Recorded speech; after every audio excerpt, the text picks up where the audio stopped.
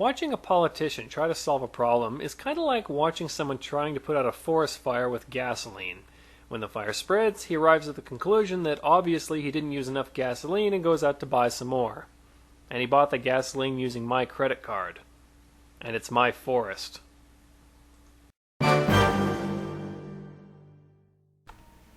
Hello, boys and girls. Lord Hawkeye yet again. I wanted to address a very common objection, or rather accusation, I frequently get to a lot of my views. And that is the old, "You sound like a religious fanatic." People say this all the time, but conveniently as always, they never actually say what exactly do they mean by that, which is what I'd really like to know. Because, I mean, look at it from my view. Like, Status will freely say, will agree with me that violence is bad, and will say that to solve it, we need to give a bunch of people permission to use violence. And I'm a religious fanatic because I can when I say that that is an incredibly stupid idea. Or they'll say that, they'll say that we need to protect property rights by surrendering half of everything we own to this one elite group. And somehow I'm a religious fanatic because once again, I say that's an incredibly retarded idea. Interesting.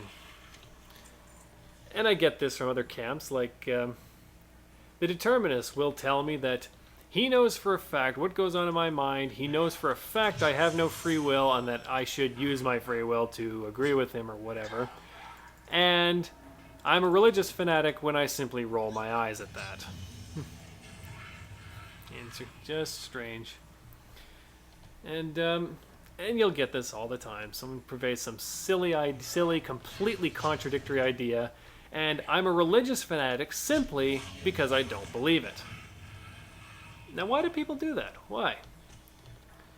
Well, I find it to be a variation on the old be more open-minded defense that a lot of purveyors of nonsense like to preach. That would be when you reject ideas, they say, well, be more open-minded. Well, the thing is, they seem to operate under this idea that being open-minded commits you to accepting every idea that's brought before you without analyzing it. Which, that's not open-mindedness, that's called being gullible. I'll be linking a video that Qualia Soup did about open-mindedness, what it is and what it isn't. But the reason why people use this defense is that basically nobody wants to be closed-minded. I mean, that's a terrible thing to be.